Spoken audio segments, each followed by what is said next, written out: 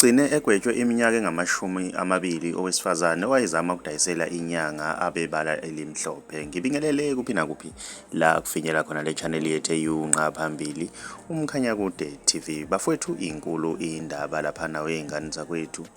Inkantolo imthole anecala ke lapha nawe ingane zakwethu uNompumelelo Mabika oneminyaka engu-34 owatholakala anecala lokushushumbisa abantu bebala elimhlophe lapha nawe ingane zakwethu owazama ukudayisela inyanga yakwaMhlaba uyalingana lapha nawe ingane zakwethu ugodo olala abankankani lapho khona inyanga kuthiwa yathola i-call laphana kuthiwa yize izothenga ke lapha nawe ingane zakwethu inyanga ayipholisanga amaseko yafika isihamba nabakwasidlodlo ke lapha nawe ingane zakwethu ngonyaka ka-2016. Mina ngiyafisa ukwazi ukuthi wena ngabe kuthini okwakho ukuphawula ngalolu daba. Ake sidibane lapha kwi-comment section ngizwe ukuthi wena ngabe kuthini okwakho ukuphawula.